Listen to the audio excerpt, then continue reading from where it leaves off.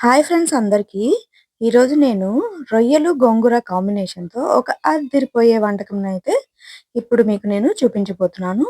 దానికోసం నేను ఒక అరకిలో రొయ్యలనైతే తెచ్చుకున్నాను. అవి క్లీన్ చేసి మనకిచ్చేటప్పటికి అవి పావు కిలో అయ్యాయి. చూడండి ఏ సైజులో ఉన్నాయో రొయ్యలైతే. మరీ పెద్దవి గాదు, మరీ చిన్నవి గాదు. మీడియం సైజులో ఉన్నాయి. రొయ్యలనైతే కడిగిచ్చిన తర్వాత మళ్ళీ ఒకసారి మనం చెక్ చేసుకోవాలి. ఎందుకంటే రొయ్యలు పొట్ట దగ్గర కొంచెం నల్లగా ఉంటుంది కదా! అది మంచిగా క్లీన్ అవ్వాలి. అయిందో లేదో చెక్ చేసుకోవాలి. సరే తెచ్చుకున్న రొయ్యల్ని మనం మంచిగా క్లీన్ చేసుకున్న తర్వాత ఇలాగా మనం ఫ్రై చేసుకోవాలి. దానికోసం ఒక దబరా పెట్టుకొని దాంట్లో మనం క్లీన్ చేసి పెట్టుకున్న రొయ్యల్ని, తర్వాత కొద్దిగా పసుపుని, మరి కొంచెం ఉప్పుని వేసుకొని కొంచెం సేపు వేయించుకోవాలి. మళ్ళీ మనం సెపరేట్‌గా నీళ్ళైతే ఇందులో కలపాల్సిన అవసరం అయితే లేదు. మనం ఇదంతా కలిపేటప్పుడు అవి వేగేలోపు ఈ రొయ్యల్లో నుంచి మనకి వాటర్ వస్తుంది. ఆ వచ్చిన వాటర్ మళ్ళీ అవి డ్రై అయిపోయేలాగా మనమైతే వేయించుకోవాలి. అంటే లైక్ డీప్ ఫ్రై లాగా చేసుకోవాలి. చూసారా వాటర్ ఎలా వచ్చాయో రొయ్యల నుంచి మనం ఏమైనా వాటర్ యాడ్ చేసామా?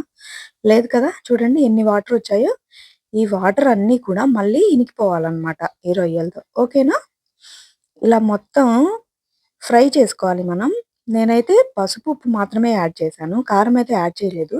ముందుగా కారం యాడ్ చేస్తే ఇవైతే మాడిపోతాయి మనకి. సరిగ్గా ఫ్రై అవ్వవు. దానికోసమని నేను కారం అయితే వెయ్యలేదు. చూడండి వాటర్ అంతా ఎవాపరేట్ అయిపోయిన తర్వాత మనకి రొయ్యలైతే ఇలా కనిపిస్తాయి.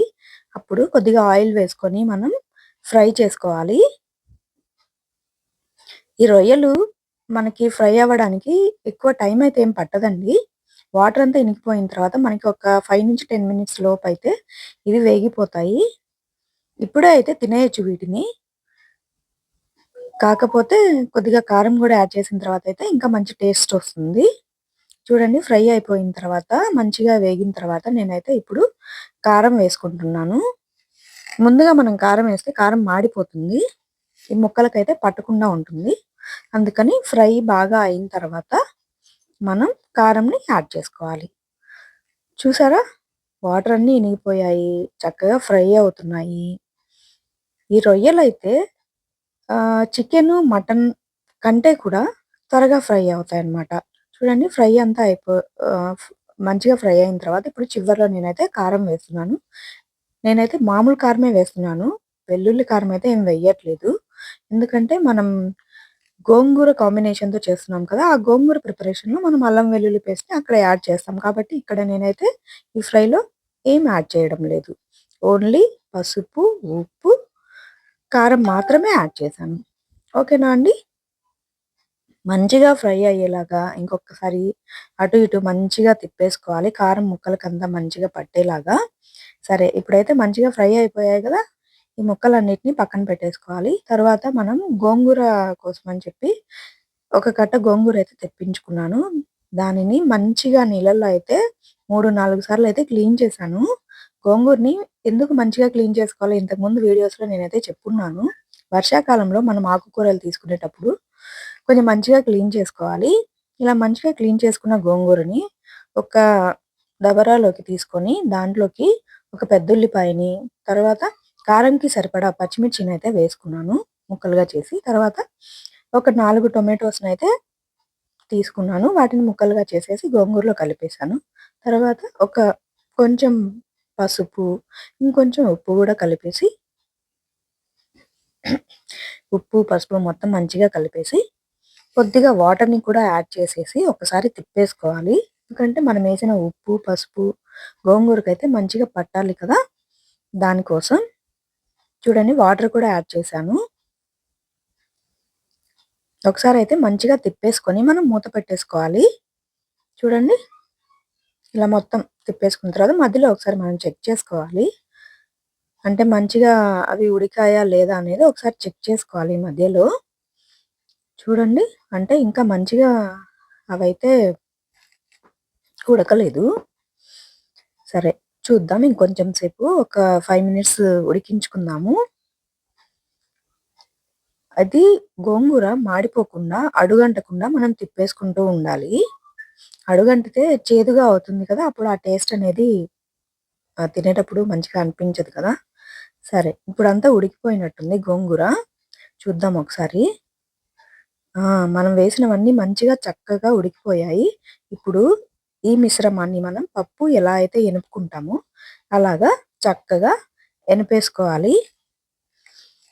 మంచిగా ఎనిపేసుకోవాలి. ఎనిపేసుకొని పక్కన పెట్టేసుకోవాలి. మంచిగా అంటే ఉల్లిగడ్డలు అవి కూడా మంచిగా ఎనుపుకోవాలి. గట్టిగా లేకుండా మంచిగా పేస్ట్‌లాగా చేసుకోవాలి మొత్తాన్ని.